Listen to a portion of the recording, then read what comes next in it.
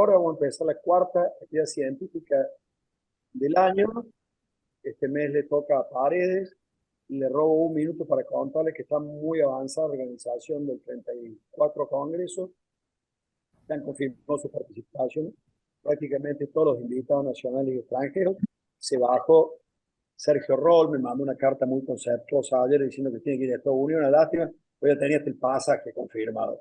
Pero bueno, lo vamos a reemplazar con otro cirujano, con un cirujano chileno, Ignacio Álvarez, que también es muy renombrado.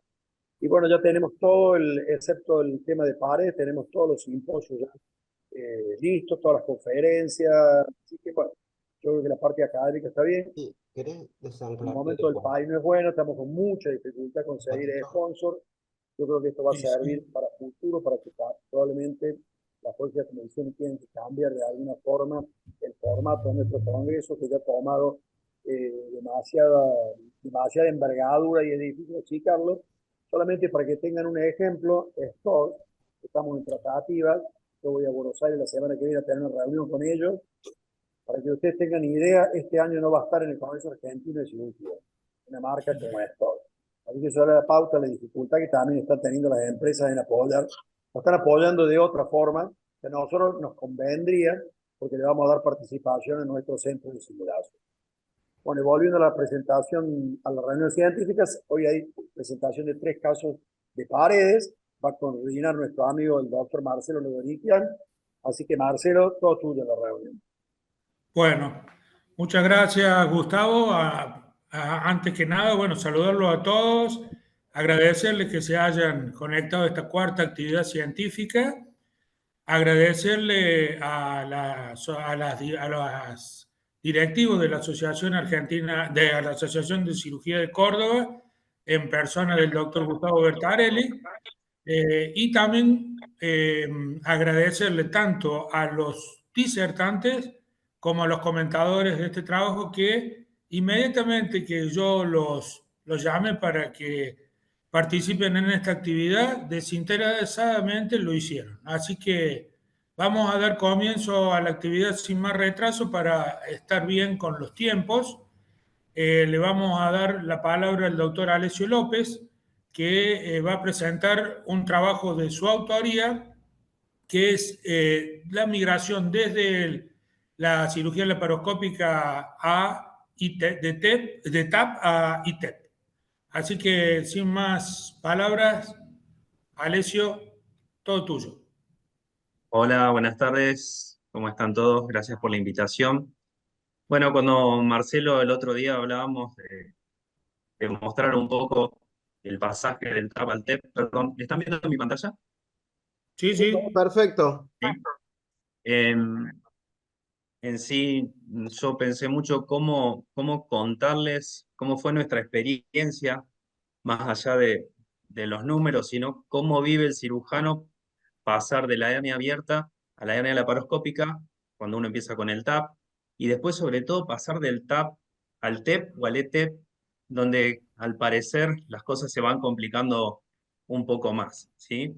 Este trabajo lo hemos hecho con Luis Barrio Nuevo, trabajamos muchos años juntos, así que les voy a comentar un poco, por refrescar un poco la competencia que siempre hubo entre TAP y TEP, que hasta el día de hoy estamos debatiendo y comentando qué es mejor, y después mostrarle algunos videos, irles contando qué nos fue pasando a lo largo de que fuimos cambiando o migrando, o hoy en día usando, de acuerdo a cada paciente, un poco cada una de estas técnicas. Bueno, la primera descripción de TAP, como ustedes saben, fue de Arrey en el año 92, ¿sí? Él operó alrededor de 52 pacientes con hernias directas e indirectas. En aquel entonces se colocaba la malla de polipropileno y además se cerraban los defectos, ¿sí? Se aplicaba la pared posterior y además se ajustaba o se hinchaba el orificio inguinal profundo con puntos de sutura irreabsorbibles, y luego se colocaba una malla de polipropileno cerrando el peritoneo. Un poco más adelante apareció el abordaje que se llamó totalmente extraperitoneal, basándose en los principios de la reparación de las plásticas preperitoneales abiertas, como la de Wans, la de Stoppa y la de Nyhus, replicando lo mismo, pero por acceso mini-invasivo o laparoscópico. ¿Sí? Fue McKermans quien publica su primera experiencia respecto de esto. Un poco más tarde, y viendo que el espacio de trabajo ya era mucho más reducido, aparece una publicación del doctor Jorge Dáez en 2011, donde lo que hace es ampliar o extender el campo de visión y de disección del espacio preperitoneal, y es lo que hoy conocemos como el ETEP, ¿sí? Desde ahí, y a partir de ahí, se empezó a trabajar mucho. Primero luchábamos en si hacíamos técnicas laparoscópicas o técnicas abiertas, y después empezamos a comparar qué era mejor, si la técnica transabdominal o la técnica totalmente extraperitoneal. Fíjense, este es un trabajo con un pool muy importante de gente del año 2012, donde comparan tiempos intraoperatorios, los tiempos quirúrgicos, las complicaciones intra y postoperatorias, y la conversión a cirugía abierta, y en todo esto, hasta aquel entonces parecía que el abordaje extraperitoneal era bastante malo, o al menos el TAP tenía que ser la mejor opción para este entonces. Siguió paseando el tiempo, siguieron comparando ambas técnicas. Este es un estudio de 2013, donde comparan, ¿sí?, bajo escala visual análoga, el dolor postoperatorio y la calidad de vida de estos pacientes respecto a dolor agudo y crónico, y fíjense que no encuentran diferencias significativas respecto del dolor crónico y el retorno a la actividad habitual, y respecto del TAP, encuentran un mayor dolor postoperatorio inmediato, lo que podría deberse a la irritación peritoneal por el neumoperitoneo, situación que en el TEP o en el TEP no sucede, pero el TEP se relaciona un poco más con la presencia de seromas. Respecto de los costos, no encuentran diferencias significativas. Seguimos pasando y seguimos evaluando con un volumen mayor de pacientes. Encuentran también en este caso mayor índice de seroma en TAP, y en este caso se empieza a hablar de lo que veníamos charlando ya para aquellos tiempos, de cuándo usar la vía laparoscópica. Porque no sé si ustedes se recuerdan, pero más o menos hasta cerca del año 2014-2015 se usaba el abordaje laparoscópico prácticamente y exclusivamente para los pacientes que tengan recidiva o recurrencia de abordajes anteriores abiertos, y o eventualmente en aquellos pacientes que tuvieran hernias inguinales bilaterales. Después hubo un consenso mundial y empezamos a operar las hernias primarias por abordaje laparoscópico. Otros trabajos, ya nos acercamos más al 2021, son 15 estudios randomizados y controlados, donde no encuentran ya diferencias significativas entre ambas técnicas, ¿sí? Recordemos que hasta aquel entonces se usaba más la TAP que el TEP, y había grupos con muy pocas experiencias en TEP. Bueno, hasta que se fueron equiparando las experiencias, se fueron equiparando los resultados, y hoy en día podemos decir que prácticamente no encontramos grandes diferencias entre una técnica y otra. Sin embargo, las hay, ¿sí? Podemos decir que para el cirujano que quiere empezar con la experiencia laparoscópica, la mejor opción para iniciar es el TAP, y eso está demostrado. El espacio es más amplio, se puede examinar toda la cavidad abdominal, es más cómodo para el movimiento del cirujano, permite visualizar toda la región abdominal y defectos bilaterales, que en el caso del TEP, si uno no hace una disección amplia, eso no se puede lograr. La curva de aprendizaje está demostrado que es más corta, con alrededor de 100 casos, y sí se puede describir que existe un mayor riesgo de ventración de Tokar y o lesión visceral, ya que accedemos a la cavidad abdominal. Respecto del TEP, no invadimos la cavidad abdominal, tenemos un poco menos riesgo de lesión visceral, pero el limitante por cual no nos gusta mucho a veces esta técnica es la disminución del espacio de trabajo. Realmente es un espacio de trabajo muy pequeño, ya vamos a ver unos videos. Es un espacio que tiende al sangrado, que es el espacio preperitoneal, entonces es bastante incómodo en ese sentido. Pero nos facilita por ahí la disminución del tiempo quirúrgico, aunque no tenemos que cerrar el peritoneo, y solamente la mayoría de las veces ponemos la malla apoyada y no realizamos ningún tipo de fijación. Eso es algo que también se fue conociendo con el tiempo. Ahora sabemos en qué tipo de efectos herniarios principalmente está indicada la fijación de la malla y en cuáles. Entonces, cuando tenemos que contar lo que nos pasó con Luis, a nosotros hicimos un poco esto. Iniciamos en el TAP. Cuando desarrollamos el TAP, nos fuimos al ETEP directamente, intentamos hacer TEP, nos fue muy laborioso, nos fue muy incómodo, la posición de trabajo no nos resultó, Y tuvimos la suerte allá por 2018, en el tercer Congreso de Cirugía de Hernias de Argentina, de conocerlo a Jorge Dáez personalmente. Él nos dio los tips, nos comentó, nos mantuvimos en contacto y nos incentivó a que empezáramos a trabajar con esta técnica. Por lo tanto, nosotros veníamos por este camino con el TAP, veníamos por un camino lindo, estábamos muy cómodos, conocíamos muy bien la anatomía, y cuando tuvimos que pasar al TEP, ya el camino se nos puso un poco más complicado de recorrer, ¿sí? Entonces teníamos que de nuevo readaptarnos y empezar un poco con lo que pretendíamos iniciar nuevamente. Estas son algunas imágenes de los espacios de la cavidad de la técnica transabdominal. Nosotros empezamos con defectos pequeños, ¿sí? Luego pasamos a las hernias inguinoescrotales, incluso pasamos a realizar lo que era el abandono de saco con el corte del peritoneo en el orificio inguinal profundo y luego el posterior cierre.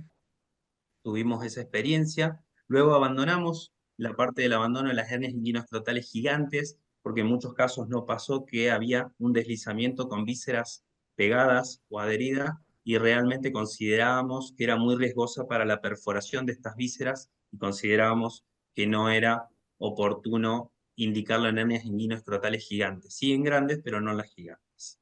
¿Sí?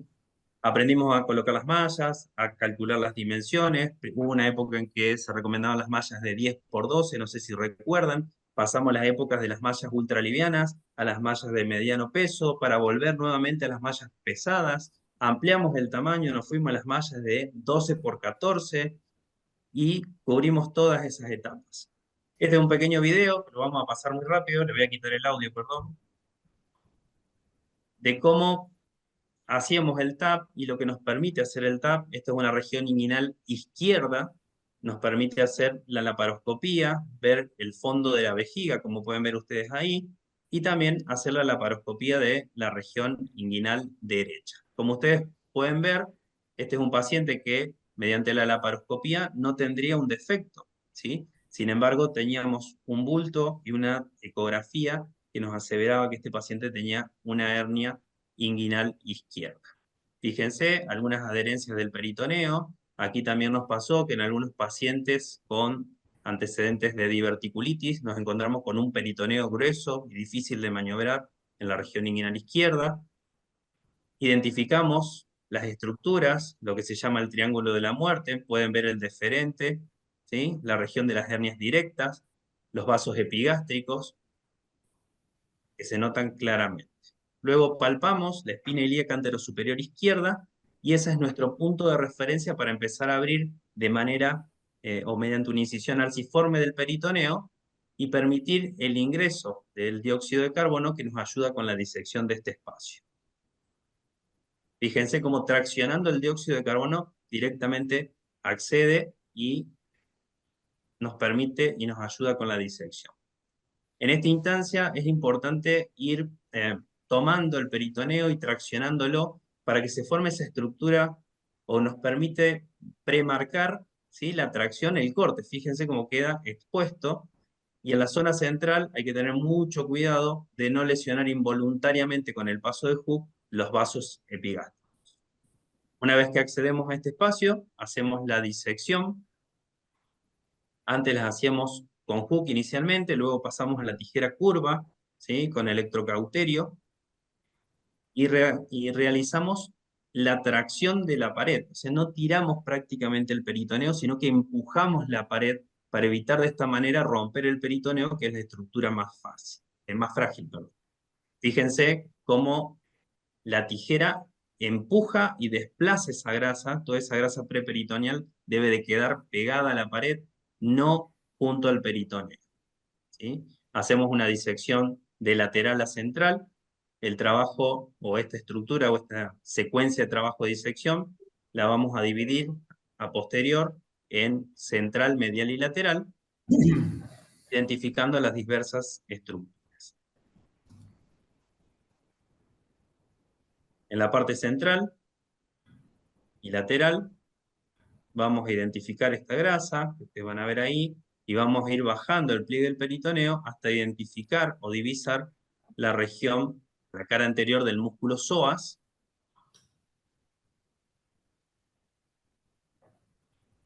En la región central vamos a buscar el deferente, los vasos epigástricos. Tratamos de usar la menor cantidad posible de electrocauterio con esa tijera. Tratamos que la disección sea lo más roma posible, ¿sí? Sin energía, para evitar, sobre todo en la zona de lo que es el triángulo del dolor, potenciales irritaciones nerviosas que en el postoperatorio puedan generar molestia. Fíjense, hay una pequeña rama nerviosa ahí, ¿sí? Que la liberamos y la dejamos. Vamos a ir a trabajar sobre la parte medial para bajar la vejiga, ¿sí? Y acceder al espacio de Retzius y poder identificar nuestro reparo anatómico, que es el ligamento de Cooper, ¿sí? O la sínfisis del pubis.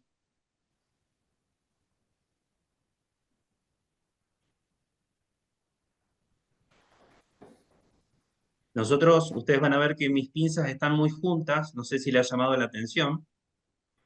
Nosotros trabajamos con la cámara homolateral al defecto, ¿bien? Para que el cirujano ayudante pueda estar cómodo y el cirujano también nos resulta cómodo. Nos costó adaptarnos a esto de que las pinzas estén bastante cerca, pero podemos realizar el procedimiento sin inconvenientes. Vamos a identificar en esta altura el ligamento de Cooper y luego vamos a pasar a la disección medial. Pueden ver en la parte central también que se ve cómo está adherido. Ahí ven el ligamento de Cooper, cómo se expone parte de la corona mortis y nos extendemos un poco más allá de la sínfisis del. Luego pasamos a la parte central, donde vamos a ir a identificar y disecar junto al cordón lo que es el contenido de esta hernia, que es un contenido lipomatoso, como ustedes van a ver.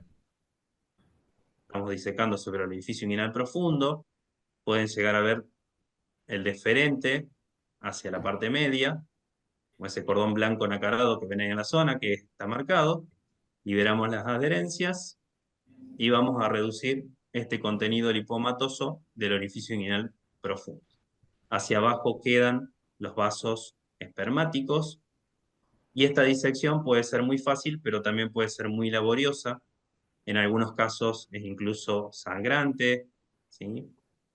Podemos liberar el peritoneo e ir identificando las estructuras que van a conformar lo que llamamos el triángulo de la muerte, en donde se encuentra el contenido vascular de la región, ¿sí? Una vez Alessio, que disculpame que sí, te... sí, Vamos muy terminando. lento.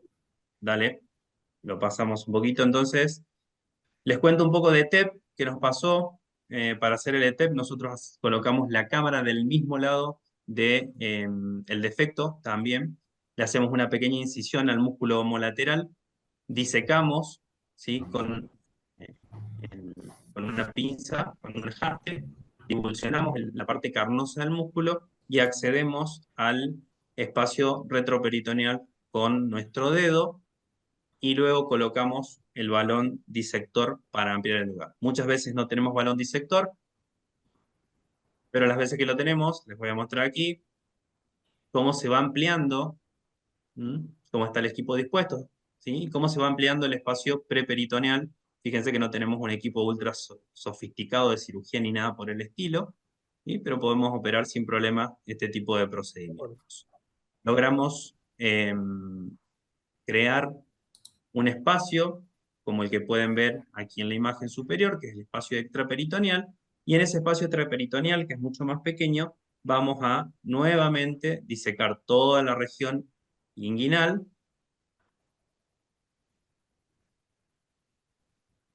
identificando nuevamente las estructuras. Ahí van a poder ver los vasos deferenciales, los vasos epigástricos por arriba de la pinza, ¿sí? Y el deferente. ¿Bien? Una vez que hacemos esta disección, que es bastante amplia, colocamos una malla de polipropileno para cubrir el defecto y desinflamos o sacamos ese gas extraperitoneal Fíjense que no tenemos víscera abajo, solamente tenemos el peritoneo disminuido.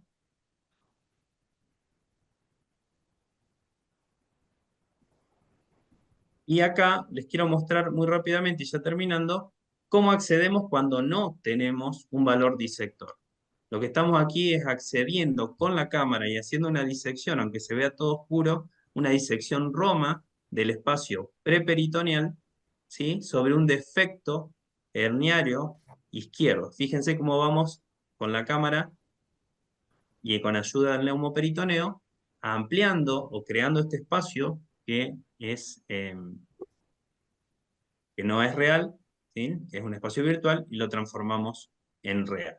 Voy a apurar esto para darle más espacio a mis compañeros, ¿sí? Fíjense el túnel que queda armado o labrado cuando eh, usamos el balón disector, a diferencia de lo que nos cuesta trabajar con un espacio muy pequeño, ¿sí? Con la tijera ir cortando todas esta grasita, esta grasa preperitoneal, para llegar a identificar e ir creando ese espacio que vemos aquí, que es el espacio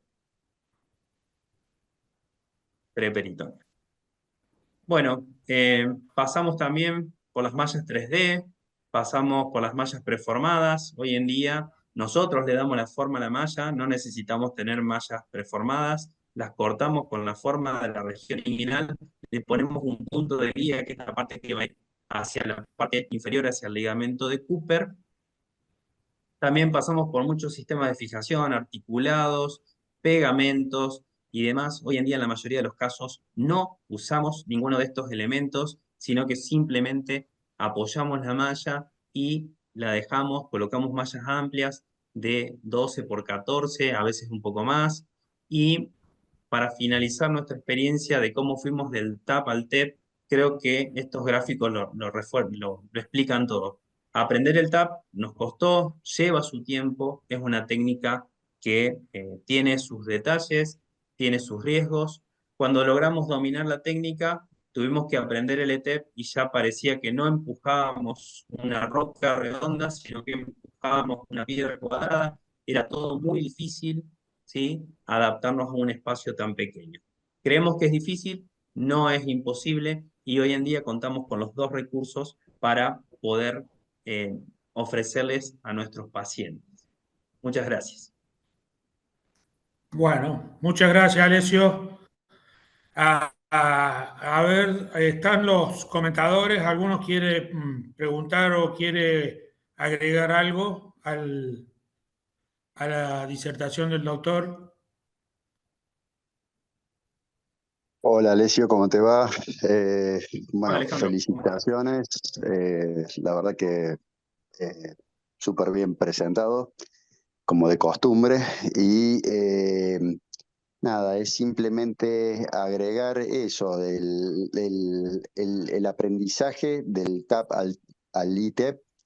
Me parece que es la forma más correcta de ir pasando de una cirugía que tiene sus detalles y sus bemoles, como es el TAP, pero que es cierto, en comparación con el ITEP, es mucho más accesible. El ITEP es una técnica laboriosa que exige su esfuerzo, su conocimiento, pero que da muy buenos resultados. Casi, me atrevo a decir, mejores que los del TAP. Y permite precisamente abordajes amplios, remotos, con lo cual tenés un espacio de trabajo mucho más amplio que te permite colocar prótesis mucho más grandes y de esa manera dejar más cubierto, más protegido precisamente los defectos herniarios. Bien, gracias, Alejandro. Gracias. Alejandro, Simplemente agregar Marcelo. a lo que ya dijo Alessio, tal cual, creo que no hay TEP sin TAP previo para poder hacerlo correctamente, ¿no? Y hasta se ve en la bibliografía como al principio los TEP salían mucho peor y ahora ya están iguales.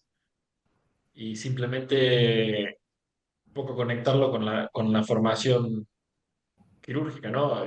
Nosotros En el hospital el TAP lo utilizamos fundamentalmente para la curva de nuestros residentes, que entonces pueden operar mucho.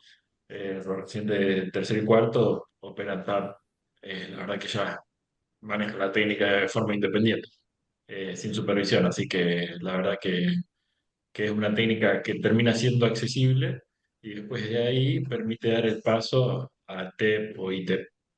Y sin duda que TEP es un poco más complejo que ITEP todavía. Gracias, Marcelo, Franco. Sí, Fabián, ¿cómo te va? Buenas tardes. buenas noches a todos. Excelente tu presentación, Alessio, como siempre, nos tenés acostumbrado. Coincido en todo lo que se dijo, coincido y rescato que este es el principio de la cirugía de Rives-Topa. Creo que ese fue un visionario. Hace muchos años Rives-Topa establecieron que el mejor lugar para tratar los defectos parietales era colocando la malla grande en el espacio preperitoneal por todas las ventajas que ya conocemos y sin fijarla. Fíjense en cómo la visión de hace muchos años de estos tremendos cirujanos se aplica hoy a un procedimiento minivasivo como es el acceso ITEP. Eso por un lado. Segundo, coincido también con Franco y con Lale que esto requiere una curva de aprendizaje, no es para iniciarse. El camino, como dijo bien Alessio, es el camino por el TAP y posteriormente pasar esto cuando uno adquiere las destrezas. Y también quiero rescatar que no se dijo, es en los criterios de selección de pacientes. Creo que también es una clave para el éxito de esta cirugía. Las hernias exsanguíneas cronotales que vemos en el ámbito hospitalario probablemente no tengan una indicación de este acceso. Yo lo dejaría para hernias inguinales bilaterales o unilateral y la contralateral recidivada, o para hernias recidivadas, o para una mujer. No sé si yo me animaría a hacer esta técnica en mi curva de aprendizaje en pacientes con cirugía extraperitoneales previas, como por ejemplo prostatectomía, porque seguramente la posibilidad de lesión del peritoneo va a ser mayor y ahí me puedo ver con dificultades. Esos comentarios quería hacer y te felicito nuevamente, Alessio. Gracias. Bien. Gracias, Fabián. Muchas gracias. Hola, hola. Sí, Guillermo, te escuchamos. Buenas noches a todos. Primero ¿Qué que hace nada, Ale, querido, felicitaciones. Excelente la presentación, como dijo recién Fabián, como nos tenía acostumbrados. Yo como opinión, nosotros tuvimos un inconveniente. Empezamos al revés, ya lo he contado yo en varias de las reuniones que hemos tenido. En el año 96, creo que fue, 95, 96, conseguíamos muy fácilmente el trocar balón y bueno, y largamos con TEP. Lo usamos 2 años, 3 años y empezamos con el TAP. Y bueno, y con el tiempo nos acostumbramos al TAP, nos resultó cómodo y continuamos haciendo TAP. Actualmente hacemos el 90% TAP y solamente algunas unilaterales utilizamos el TEP. Lamentablemente no nos dejan esterilizar el trocar balón, tienen que ser trocar balones nuevos y es más problema que antes todavía para conseguirlo. En cuanto a las técnicas de fijación que decías, Ale, vos, es tal cual como vos decís, se ha usado todo tipo de métodos, los tackers, primero lo de titanio, después lo reabsorbible, después el histoacril, y actualmente no se fija, está más que claro que no se deben fijar. Una cosita que yo siempre considero y que la malla cuanto más grande se ponga es mejor, obviamente, y lo que hago yo normalmente cuando son mallas ultra livianas, que en realidad hemos también pasado por todo tipo de mallas, ultra pesadas, pesadas, livianitas, recontra livianas, y actualmente está empezando a usar más la más pesadita que la liviana. Entonces, ¿por qué? Porque cuando uno saca el aire de la cavidad abdominal, automáticamente se pega el peritoneo y se acabó todo. Habitualmente, cuando son medio livianas las mallas, yo le doy un punto al recto, al techo en el recto. Eso por un lado. Y por otro lado, espérate, algo más te quería comentar. Lo de la utilización de la tijera. Va porque me pasó usar tijera. Yo usé tijera durante muchos años, usé el hook también por muchos años. Los últimos años venía usando tijera hasta que con la parte metálica de la tijera toqué el colon del lado izquierdo. Hay que tener muchísimo cuidado porque todos los pacientes tienen el sigma pegado en la pared del lado izquierdo. En el lado derecho no tenemos ese inconveniente. Del lado izquierdo, el 98% de las veces hay que despegarlo. Hacerlo con la tijera tiene que ser una tijera que tenga la parte metálica perfectamente cubierta. Si no, hay altísimo riesgo de tocar el colon y, como me pasó a mí, un despelote. De otro día le cuento cómo resultó todo, por suerte bien, pero me llevó un tiempito la solución. Eso nada más y gracias. Y Ale, de nuevo, felicitaciones. Bueno, gracias a vos, Guillermo. Perdón, Alessio. No, bueno, ¿Algo más? agradecer los comentarios y muy cortito decirles que en ETEP, no sé si le ha pasado, Franco, Guille, que una de las cosas que nos suele pasar es cuando despegamos un poco los vasos epigástricos, hay algunas ramitas de los vasos epigástricos que caen directamente hacia el arco de Douglas y nos suelen generar sangrado, ¿sí? Y eso nos entorpece y nos molesta un poco en el campo si no los coagulamos y los contenemos bien, ¿sí? Eso nos ha pasado a veces con la tijera, que vamos cortando ese tejido graso y de repente hay unos vasitos que drenan directamente, bueno, nos ensucian un poquito el campo. Pero nada más, Bueno, gracias por los comentarios. por favor. Bueno, en honor al tiempo se nos ha pasado un poquito, así que vamos a hacer la segunda presentación y al final de las presentaciones, si queda algo de tiempo, hacemos algún aporte más. Muchas gracias, Alessio, y muchas gracias a todos los comentadores por sus aportes. Vamos a pasar al segundo caso, que es el abordaje laparoscópico, reparación laparoscópica de la hernia de Spiegel. Presenta el doctor Tomás Rayman, de Clínica Reina Fayola.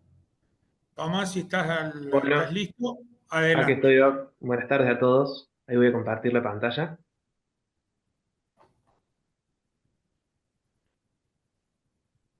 Bueno, ¿se ve ahí? No, ahora sí. Ahí no, ahí sí. Sí. Bueno, como dijo usted, Doc, el título del trabajo, en primer lugar, agradecer a todos la invitación a la Asociación de Córdoba por el espacio. El título de la siguiente presentación se llama Abordaje TAP para la reparación de hernias de Spiegel. Es un análisis de 3 casos consecutivos realizados en el servicio.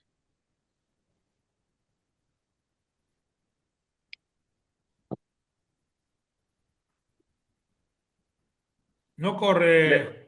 Ahí estamos, Doc. La hernia de Spiegel es una hernia ventral infrecuente, cuya incidencia es del 0,12 al 2% de todas las hernias de la pared abdominal. La gran mayoría de ellas aparecen adyacentes a la línea semilunar. Las hernias de implantación baja pueden simular una hernia inguinal y el tratamiento recomendado siempre es el quirúrgico, ya sea por vía anterior o laparoscópica, con alguna de las técnicas que se mencionaron en la presentación anterior. Con respecto a la anatomía, la hernia de Spiegel puede ocurrir a lo largo de la poneurosis spiegeliana. Tiene como límites la línea semilunar y el borde lateral del recto y transcurre desde el octavo cartílago costal hasta el pubis. Puede ocurrir a lo largo de toda la poneurosis y más del 90% se encuentra en el llamado cinturón spiegeliano, que es una zona transversa de 6 centímetros de ancho, localizado arriba del plano interespinoso. Esta es una zona donde la fascia pasa a estar compuesta de una sola capa resistente a dividirse en 2 hojas, lo que crea una debilidad en la pared, y la hernia queda cubierta por el músculo oblicuo externo, lo que dificulta su detección. El objetivo del siguiente trabajo es analizar los resultados de la técnica TAP en el tratamiento quirúrgico de la hernia de Spiegel. Evaluamos una serie de casos de una base de datos prospectiva en la que analizamos 3 pacientes consecutivos operados en 3 meses con técnica TAP, 2 masculinos y una femenina con edad promedio de 51 años. Los 3 pacientes presentaban sobrepeso, con un índice de masa corporal promedio de 26,6 kilogramos por metro cuadrado.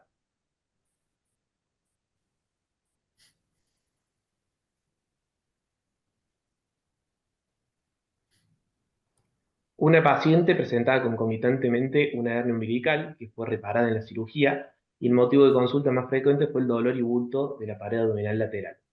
Todas las hernias fueron del lado izquierdo, 2 pacientes se operaron de forma electiva y uno por urgencia.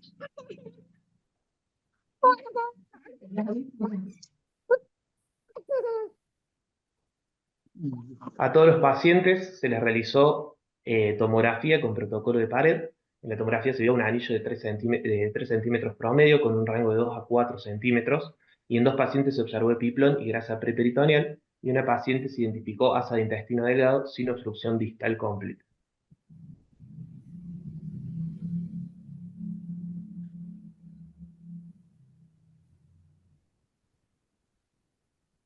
La siguiente tomografía muestra una hernia de la pared lateral del abdomen, en cercanía de la región inguinal izquierda, con epiplón dentro de su contenido, con un anillo herniario de 4 centímetros.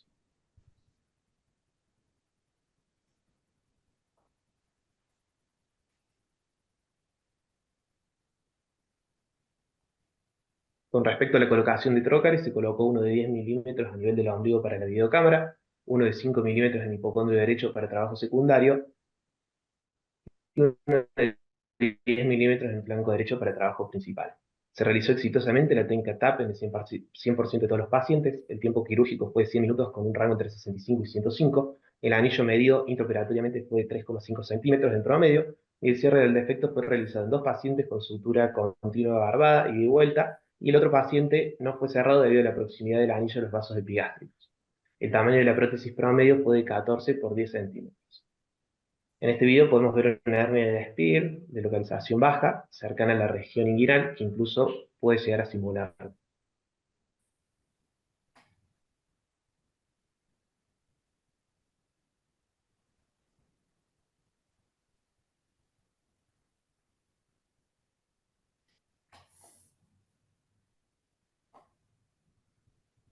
Debido a la similitud anatómica de la ingle, realizamos el mismo acceso, ingresando al espacio preperitoneal de medial a lateral, disecando el mismo con electrobisturí, hasta que vemos asomar el saco herniario.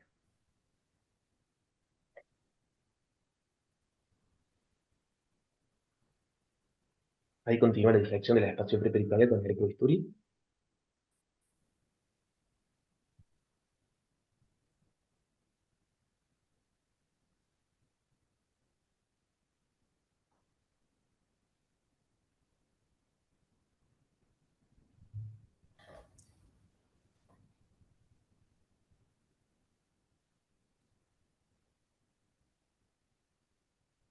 Ahí vemos la reducción del contenido de la hernia.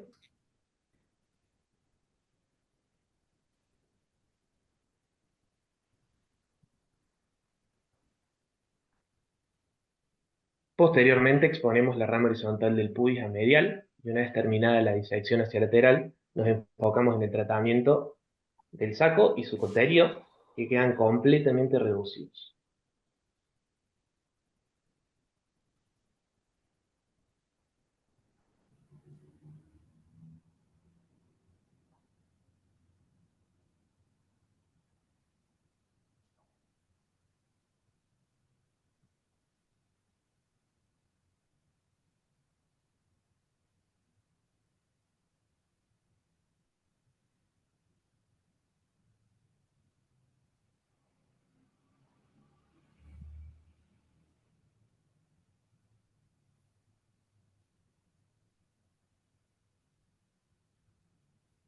Realizamos disección del cordón inguinal. Ahí en esta imagen vemos los vasos epigástricos, el lipoma herniario y el ingreso del cordón inguinal, al orificio inguinal profundo. Realizamos disección del cordón inguinal para comprobar la ausencia de patología inguinal indirecta concomitante.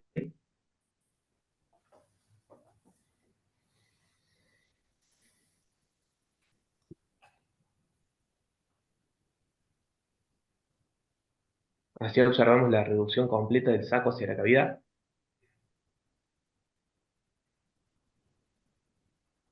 Se coloca malla de polipropileno de 14 por 10 centímetros. Se fija con straps absorbibles al pubis y a la pared abdominal lateral.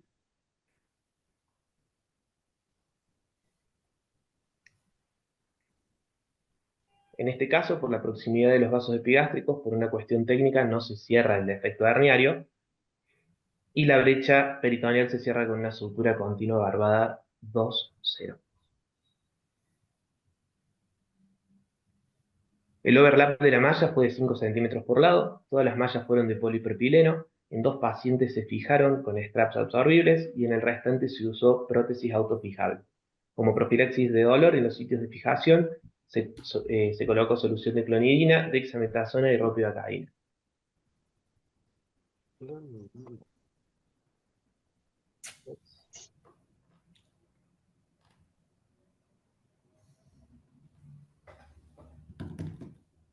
¿Está trabado?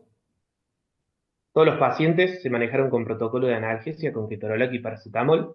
Un paciente requirió analgesia extra con dipirona y el dolor, según la escala visual análoga, fue de 3,4/10 en todos los pacientes. La deambulación promedio se dio a las 3 horas.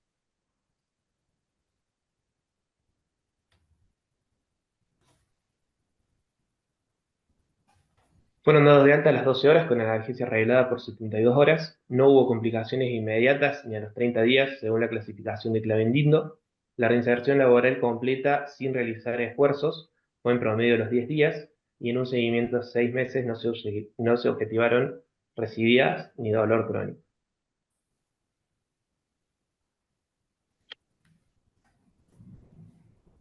En nuestra pequeña serie, la técnica TAP para el tratamiento quirúrgico de la hernia de Spiegel se muestra como una alternativa segura, de corto tiempo quirúrgico de internación, con buen manejo del dolor postquirúrgico, sin recurrencias y rápida reinserción laboral en seguimiento a mediano plazo.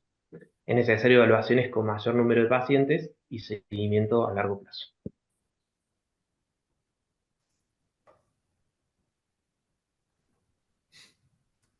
Muchas gracias. Bueno, gracias Tomás. Muy buena la presentación. Estaba medio lento el video, pero bien. A los comentadores, consideraciones.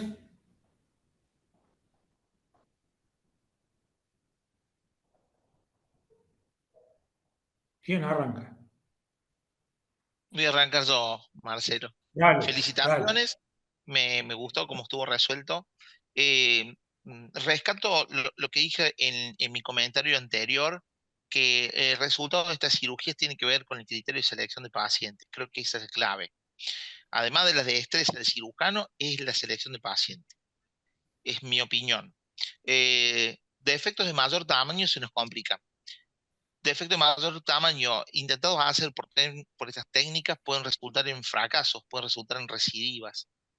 Y creo que muchas veces uno se tienta con estos defectos laterales de conformarse con realizar una ecografía y decir, bueno, ya está, con esto me es suficiente, y rescato haber visto una tomografía. Estas hernias laterales muchas veces se desarrolla el saco en el espacio intermuscular, y que uno muchas veces, si no evalúa eso en el preoperatorio, puede encontrarnos con sorpresas en el intraoperatorio. La técnica me parece fantástica. También se podría hecho, y se le dejo la pregunta a Alejandro y a Franco, con un abordaje totalmente extraperitoneal, creo que es una alternativa, pero en defectos de este tamaño, esto es muy válido, y rescato, nuevamente lo dicho, del criterio de selección que hay que tener para el tratamiento exitoso con este abordaje para estos pacientes. Sí, antes de que sigan, quiero hacerle una aclaración. Digamos, es el peor video de los tres, porque los otros tenían la particularidad que era más alta la hernia epigástrica, la hernia de Spiegel, entonces se notaban bien distanciadas de la región inguinal. Entonces era más fidedigna, digamos. De cualquier manera, sí, para decir un poco sobre lo que decís vos, Fabián, la ventaja también que tiene esta técnica es que, independientemente de que con una tomografía previa no tendría que pasar, pero que pueda haber algún otro defecto en la línea semilunar que haya pasado inadvertido. Así que bueno, gracias Fabián. ¿Está alguien por hablar? Una Sí, acotación. Guillermo. perdón, la improlijidad, pero tengo que ir a buscar el auto porque se me rompió ayer. Estoy yendo a buscarlo. Ahí va. Ese tipo de hernias, como bien decía Ale, de gran tamaño, esa ya es prácticamente una hernia paringuinal. La resolución obviamente estuvo muy bien, estuvo perfecta. Todos estos orificios de las hernias de Spiegel, que ustedes se dan cuenta, en los últimos 5 o 6 años han empezado a aparecer como dulces ya las hernias de Spiegel, porque le estamos pidiendo a muchos pacientes tomografías que antes no le pedíamos. Entonces los radiólogos nos informan hernias de Spiegel por doquier ahora. Yo creo que lo ideal en este tipo de hernias es siempre intentar cerrar el orificio, usar un Stratafix. Y si se logra cerrar, es fantástico. En el caso que sean ya parainguinal, como el caso de esta paciente, es prácticamente lo mismo que hacer un TAP inguinal, es eso.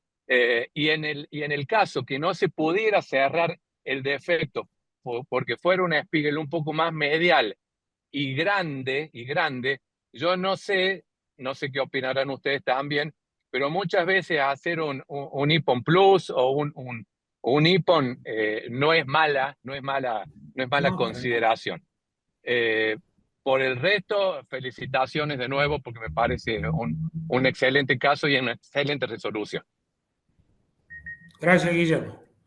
¿Alguien que ¿Puedo quería hablar ahí? hacer algún?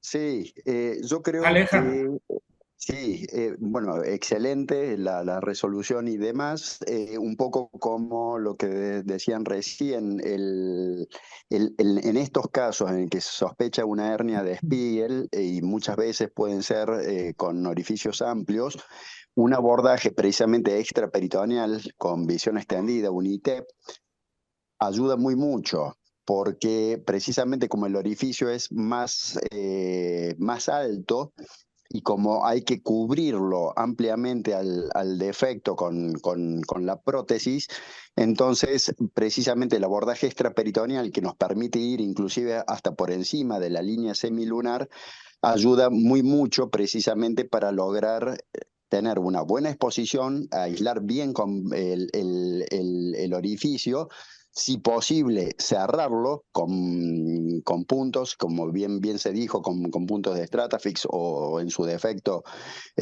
con algún otro material, y precisamente colocar una malla amplia, que cubra ampliamente precisamente el defecto, para lograr así que esté estable la malla, para que se estabilice y que de esa manera no recidive. Muchas veces, en el caso nuestro, preferimos precisamente para las hernias de Spiegel un abordaje tipo ITEP. Está bien, perfecto. Muy bien, gracias Alejandro. Bueno, vamos a pasar al último tema porque se nos está consumiendo el tiempo. Va a presentar el doctor Isaías Molina del Hospital Privado un caso sobre una eventración monstruosa en paciente obesa, abordaje multidisciplinario. Así que, doctor Isaías, si está ahí, todo suyo. Hola, ¿qué tal? Buenas noches a todos, mucho gusto. ¿Me escuchan bien? Sí, sí, se escucha perfecto. ¿Y se ve bien también? Sí, también. Bueno, mucho gusto. Yo soy Isaías Molina, soy residente del segundo año de cirugía general del Hospital Privado y hoy vengo a presentarles este caso clínico al que denominamos eventración monstruosa en paciente obesa y su respectivo abordaje multidisciplinario. Yendo al caso en cuestión, se trataba de una paciente femenina de 47 años, que era oriunda de Santiago del Estero, profesora de inglés, y que fue derivada de su localidad de origen, de urgencia, por empeoramiento de su estado general, en contexto de una paciente obesa que presentaba esta eventración enorme, que llevaba 15 años de evolución, que ya había sido reparada una vez y había recidivado, y que en los últimos 6 meses había tenido empeoramiento del dolor, llevándose a momentos insoportables el dolor que presentaba y un aumento drástico del tamaño. Además, también presentaba alteraciones en el hábito intestinal y trastornos tróficos en la región de la evacuación con ulceraciones y secreción por el ombligo. La paciente tenía un índice de masa corporal de 53.4, estaba dentro del rango de superobesidad y además, entre otros antecedentes patológicos, tenía síndrome metabólico, asma controlada, hipotiroidismo y epilepsia. Y tenía los antecedentes quirúrgicos que mencioné de 2 cesáreas, una de ellas realizada mediante una incisión mediana suprainfraumbilical y una ventroplastia con malla y una ligadura tubaria. Y en el examen físico podemos ver que presentaba esta ventración que ocupaba casi todo el abdomen, con pérdida completa de domicilio y ulceraciones a nivel de la región de la ventración y secreción por el ombligo. Bueno, al ingresar le pedimos las tomografías de abdomen correspondientes, donde podemos ver acá a simple vista que tiene esta voluminosa ventración que tiene contenido intestinal y epiploico, y que a simple vista ya se nota que es más grande la ventración que la cavidad abdominal. Aún así, nosotros calculamos los diámetros y los volúmenes tanto de la cavidad como de la ventración, utilizando las fórmulas respectivas, midiendo el diámetro longitudinal de la cavidad en su mayor extensión, el diámetro transversal de la cavidad y el diámetro antero-posterior, y aplicando la fórmula nos dio más o menos un volumen de 2.700 centímetros cúbicos. Lo mismo hicimos con el diámetro longitudinal, transversal y antero-posterior de la hernia, de la ventración, y nos dio un volumen de 6.100 centímetros cúbicos, o sea, más del doble era el volumen de la ventración que el de la cavidad abdominal.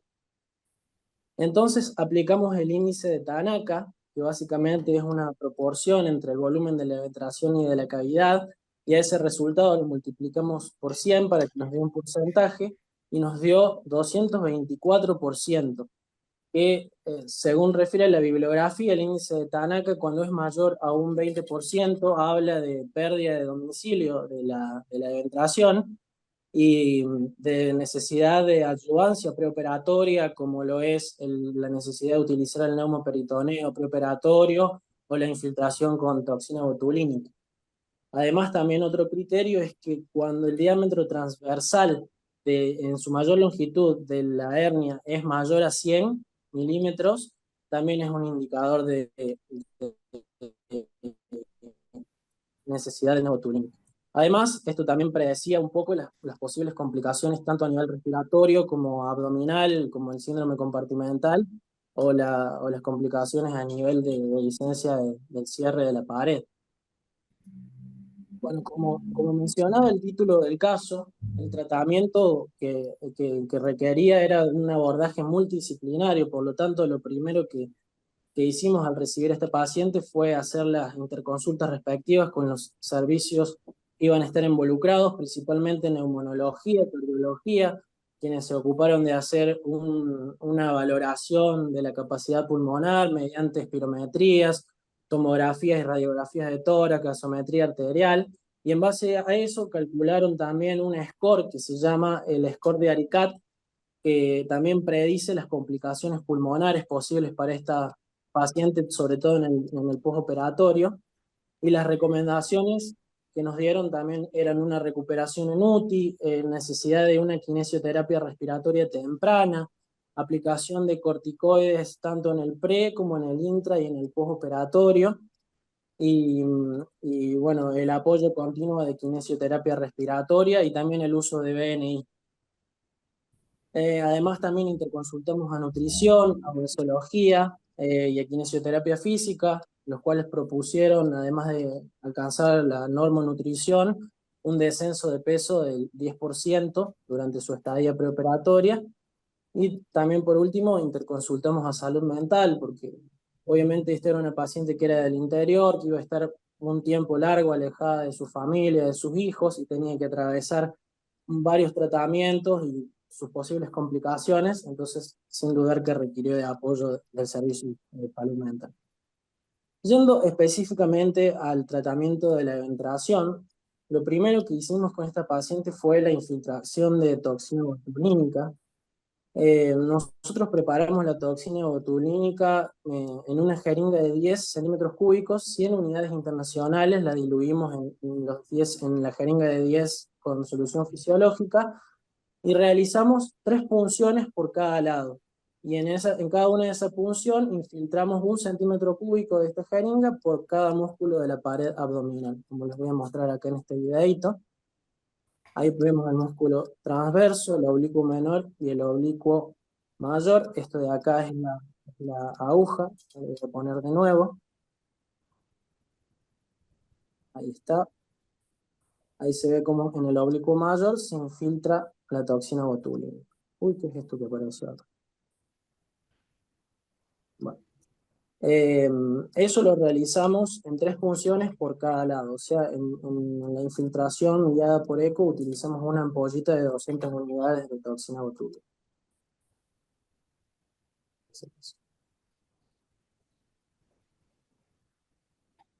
Quiero borrar esto que apareció.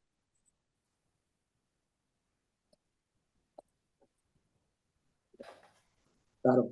Continuando con el tratamiento, posteriormente colocamos un catéter intraperitoneal para realizar neumoperitoneo preoperatorio con la técnica que conocemos como de Donny Moreno. Y durante 3 semanas consecutivas infiltramos diariamente, mediante técnica estéril, progresivamente entre 1 litro a 2,5 litros de aire, según la tolerancia de la paciente, para prepararla para la cirugía.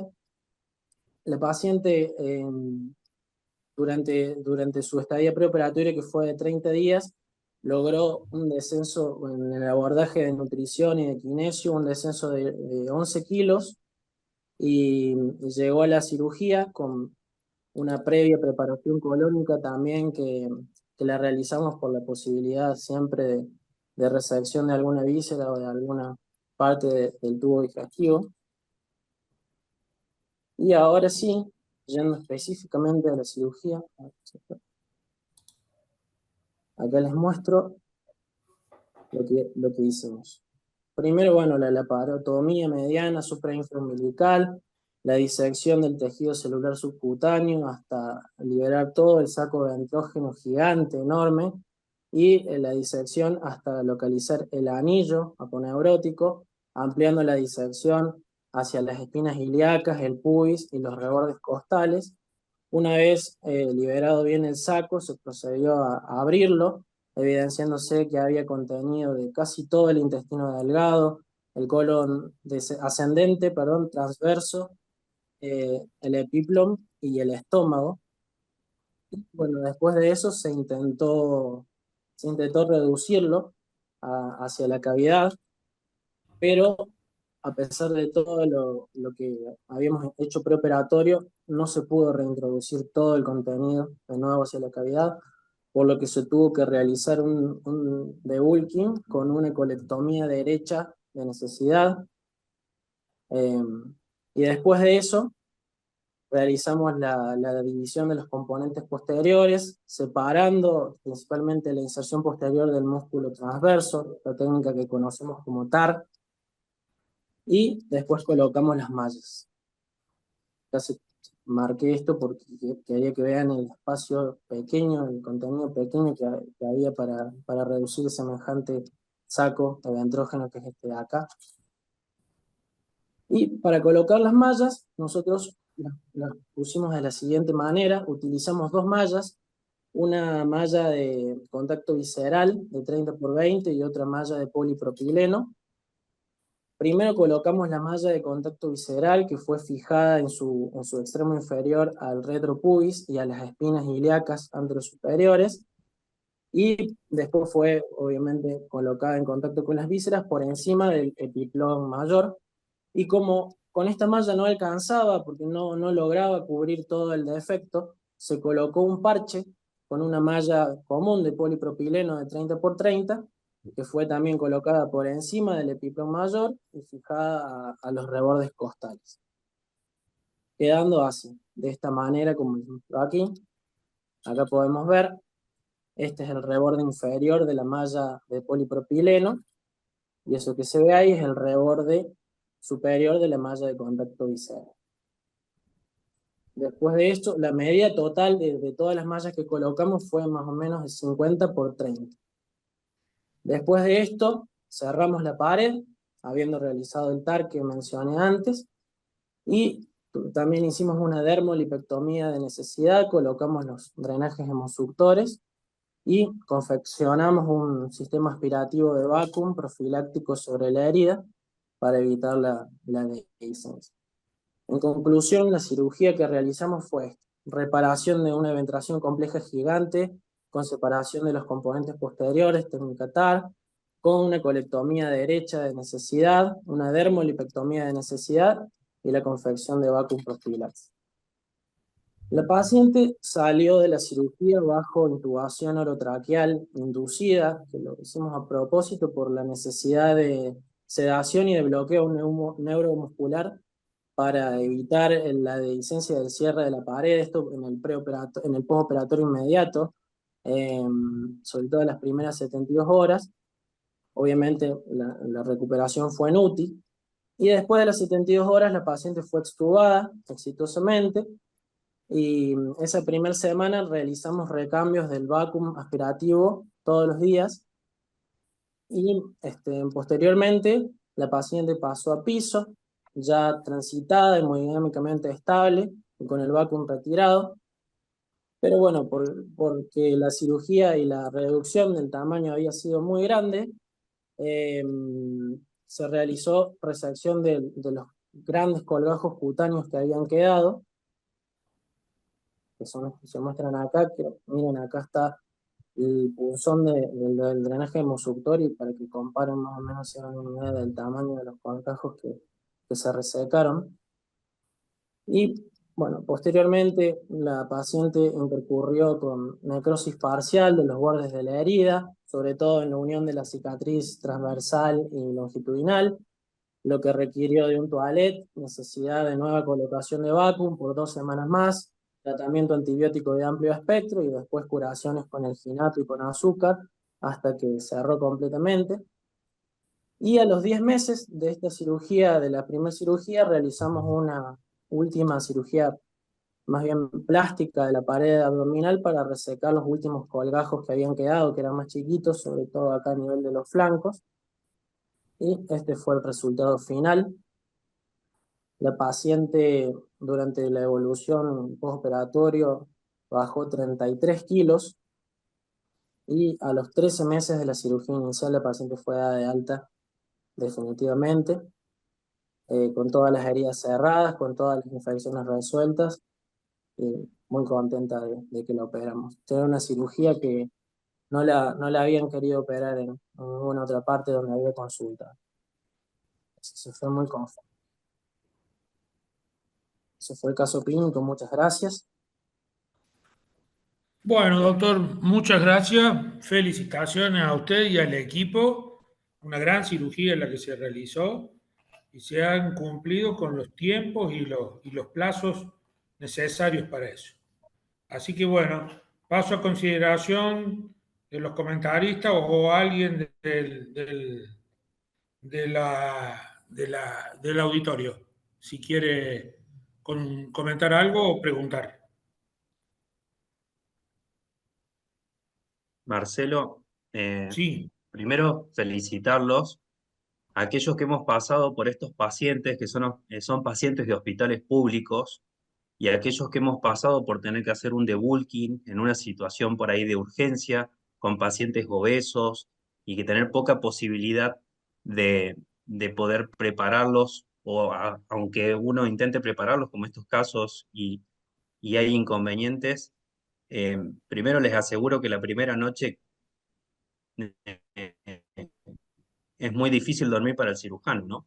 Porque es una noche donde uno piensa realmente asociar una colectomía a una resección intestinal en semejante defecto, jugar y poner 2 mallas, poner una malla de contacto visceral. Son casos extremos, son de difícil resolución. Hay que tener un equipo muy preparado y estar muy atento al paciente, porque realmente son casos muy complejos. Así que los felicito. Me imagino el estrés que habrán sufrido Franco o Alejandro, no sé quién habrá estado con este paciente, pero les vuelvo a decir, los que hemos pasado por estas situaciones es una situación bastante compleja y no hay cosas muy claras, excepto por ahí tratar de bajar el índice de masa corporal con dieta o con una cirugía previamente, pero bueno, muchas veces eso no, una cirugía bariátrica, ¿no? Muchas veces eso no se puede lograr, así que los felicito. Gracias, Ale. Y yo el ¿Alguien comentario que le más? hice por privado, discúlpame Alejandro, el comentario que le hice por privado a Franco es porque el de Wilkin en una Dale. patología benigna Sí, me sí. llama un poco la atención, ¿no? Pero bueno, sin duda que yo lo Sí, había visto sí, sí. en cáncer, en cáncer de Uno, ovario, pero bueno, claro. no tenía mucha chance, me da la impresión, de reintroducir toda la... Mm. Claro. Es imposible transmitir la magnitud del defecto. Como mostró Isa recién, tenía una score de Tanaka más de 200%. Eso significa que la ventración tenía el tamaño de 2 veces el abdomen. Y como dijo Isa recién, el riesgo aumenta cuando el tamaño de la ventración es 20% el tamaño del abdomen. O sea, cuando la ventración es una quinta parte del abdomen, ya el riesgo empieza a aumentar. Y ya están recomendadas las terapéuticas adyuvantes como Botox o neumoperitoneo, preparación neumonológica y tal. Em, Este tenía 200%, significa que teníamos, no sé, 10 veces elevado el riesgo y verdaderamente en ese momento, sinceramente, no hay registro porque era absolutamente desesperante, teníamos vísceras para todos lados y esta paciente puntualmente tenía dos problemas muy graves, que era, tenía una ventración muy grande, pero a la vez un abdomen muy chico, una obesidad doble, como marcó bien Elisa, que eso ocupa espacio sobremanera, y sumado a eso, tenía marcados trastornos tróficos de la piel con una úlcera grande que básicamente si avanzaba un poquito más se visceraba. Entonces, eh, bueno, actuamos en la emergencia y la verdad que el debulking, así como lo dijiste, Gustavo, está restringido a casos muy puntuales. Creemos que cuando estuvimos ahí nos pareció que estaba uno de ellos, asumiendo todos los riesgos, pero estábamos, digamos, al todo por el todo, no nos quedaban muchas más opciones. Hicieron TAC post en neumo para ver cuánto había, porque la verdad que es un caso, bueno, es que había visto esta magnitud de ventilación sin neumoperitoneo debe ser imposible. Para ver cuánto se logró aumentar. Hicimos la tomografía, pero a ver, hay una realidad. El neumoperitoneo lo colocamos un poco como para que cumplir, y para agotar recursos. Pero en un abdomen tan vencido, la verdad que probablemente lo único que hicimos fue llenar de aire la menstruación. Eh, Incluso en un momento el catéter se pasó al celular subcutáneo, lo tuvimos que recolocar. No pusimos tanto detalle para no extenderlo tanto, pero no sé el verdadero beneficio. No queríamos dejar nada por hacer, eso es real, pero dudo que hayamos tenido una ampliación de la cavidad abdominal real. Lo que sí pensamos, y por eso lo colocamos, es que quizás nos daba algún tipo de acostumbramiento diafragmático, o sea, que comprima un poco el diafragma para lo que venía, pero no que hubiera vencido los músculos laterales del abdomen, ni mucho menos. Franco, una preguntita. ¿La consultaron con los cirujanos bariátricos la posibilidad de hacerle Bueno, una bariátrica previa? Franco es bueno, sí, bariátrico. se coincide que yo Ah, participo en los dos perdón, equipos. cierto, cierto, cierto, cierto, cierto, cierto. Me disculpo. Sí, sí lo pensamos, pero eh, previa eh, no podíamos por la úlcera. Tenía una úlcera ahí en la piel que no podíamos tratar, básicamente porque o sea, lo único que separaba la víscera del ambiente era una finísima capa de piel totalmente deteriorada porque estaba hipoperfundida totalmente, y de hecho con trastornos tróficos y úlceras, y como se mostró en la foto, una úlcera grande, que estábamos diciendo esto, en cualquier momento se termina de abrir y se viscera. Por eso no se planteó, digamos, hacer una evaluación con bariátrica previa. Ahí en el chat pusieron algo que sí pensamos que fue el hacerle una manga, o incluso hasta un bypass, lo que fuera, intraoperatorio, pero la verdad que no logramos autorización, bueno, 12 meses y tal, y autorizar la cirugía bariátrica es verdaderamente un problema, incluso en casos como este, que donde no tiene indicación, digamos, formal. No hay una cirugía bariátrica de urgencia, o sea, este caso existe, pero nadie te lo va a reconocer y bueno, no se pudo autorizar y la verdad que en ese momento hasta lo teníamos un poco pensado que si iba todo bien, igual quizás lo hacíamos, pero cuando tuvimos que agregar ya debulking, colectomía derecha y tal, ahí desistimos y dijimos, hagamos lo necesario y después vemos qué hacemos con su obesidad. De todas formas, la paciente bajó como 40 kilos en total, 30 y pico, porque después siguió bajando. Y así que, pero bueno, ahí está. ¿Y le Y sí, pusieron fue eso. 200 de toxina? ¿100 y De 100? toxina usamos siempre el protocolo 100 por lado, sí, 100 por lado, como contó Lisma que lo dijo perfecto. Diluimos. La situación ideal es que nos manden Perdón, es ¿por que qué vengan dos por ampollitas de qué la 100. pregunta? ¿Por qué la pregunta? ¿No pensaste en usar 200 y 200 Es que lo para absolutamente tratar de cierto. lograr una ayudita más? Sí, claro. Lo que es absolutamente cierto es que más de 100 por lado no sabemos si tiene beneficio. O sea, sí, a ver si ponemos más, parece que más. Es lo mismo de usar la técnica de 5 punciones. El voto se puede colocar con 3 punciones como estamos haciendo ahora nosotros o con 5.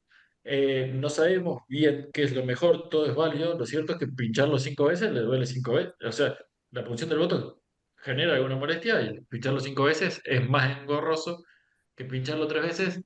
Además que la dilución del Botox eh, es un poquito delicada. El Botox en la ampolla, cuando miras la ampolla parece que está vacía, es solamente un polvito que está al fondo. Eso hay que diluirlo, digamos, mezclarlo con solución fisiológica, que nosotros le agregamos 10 centímetros cúbicos cada 100 unidades. Em, entonces, ahí nos queda justo porque, como contó Elisa, cuando hacemos 3 punciones, ponemos 1 centímetro cúbico en cada músculo, o sea, son 3 inyecciones por punción, son 9 centímetros cúbicos, nos queda un centimetrito que siempre se usa un mililitrito en cada lugar, que se pierde un poquito, que tenés uno para perfundir el catéter de punción y tal. Entonces ahí queda justo. Y en 5 punciones se hace un poquito más engorroso y sin ningún beneficio claro. Lo mismo que agregar más dosis, que además aumenta el costo, ¿no? Porque cada ampolla, cada unidad cuesta. La ampolla de 100 está como 300.000 pesos hoy. Sí. 200 son casi 600.000 pesos y así sucesivamente. Bueno, Sí, el voto, el doctores, Botox anda en los 230 y el Xeomin en 180 más o menos. Claro, Pero, sí, depende del pero precio bueno, que consigas, sí, tal cual. hay gente que sí considera que usar más cantidad tiene más beneficio y más poder de relajación de los músculos, ¿no? Sí, totalmente Pero planteable. bueno, La ventana terapéutica se sabe que es enorme, el riesgo de complicaciones es bajísimo, le puedes vamos inyectar cerrando. hasta, bien, lo último, hasta 28 viales sin toxicidad. Hasta 28, ujú. pues. Entonces, Chicos, yo sí se puede intentar más, les pero hay que afrontar agradezco el el costo debate, y está muy interesante, pero siempre tratamos de cumplir con el horario. Así que la verdad que excelente. No se olviden que la semana que viene tenemos la otra, tenemos otro caso de PARE que, que presenta el doctor Palencia y me gustaría, ya dado el éxito de esta reunión, siempre Paredes ya me dio a mucha gente, que por favor nos conectemos y sigamos con este debate, porque los 3 casos de hoy han dado para debate. Así que en nombre de la asociación, Gustavo. les agradezco, Marcelo, realmente excelente la elección de los temas. Sí, Bueno, si vamos a dar continuidad, yo le voy a dejar la pregunta a Franco. Es que yo creo que está todo bien hecho, perfecto, creo que son casos extremos, pero me pongo en duda el valor real, en este caso, del TAR. Y la respuesta la quiero la semana que viene, Franco. Bueno, listo, quedamos así. Bueno. Parecemos periodistas que dejan la palabra. Les agradezco Sí, a todos sí. y muchas gracias, Gracias. Marcelo. Bueno, Hasta gracias luego. Gustavo, gracias a todos por la Chao a participación. todos, gracias. Gracias, Que Un tengan abrazo buenas grande a noches. todos, gracias. Gracias Buenas a Chao. todos. noches. Chao, chao.